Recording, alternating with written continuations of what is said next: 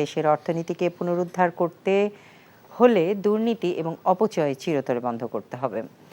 হাসিনা সরকারের রেখে যাওয়া ভঙ্গুর অর্থনীতির চ্যালেঞ্জ ও পুনরুদ্ধারের উপায় নিয়ে ঢাকা রিপোর্টার্স ইউনিটিতে বাংলাদেশ পলিসি ডিসকোর্স আয়োজিত সেমিনারে বক্তারা এসব কথা বলেন।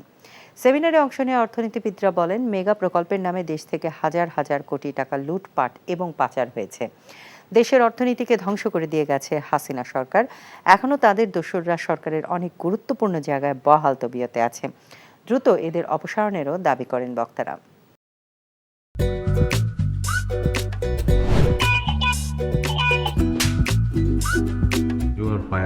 লোকটা একটা মেন্টাল।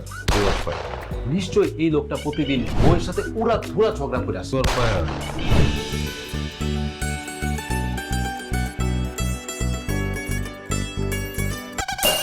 এটা কি? হ্যাঁ, এটা কি পেঁপের জুস নাকি ভাতের মার? করলা জুস আবার কেন? কালকে কেন? ডাক্তার তোমাকে 3 বেলা খেতে বলছে, আমি সেখানে 1 বেলা দিচ্ছি। 3 বেলা করে দিব? আমার অপরাধটা কি ছিল? কি অন্যায় করছিলাম আমি?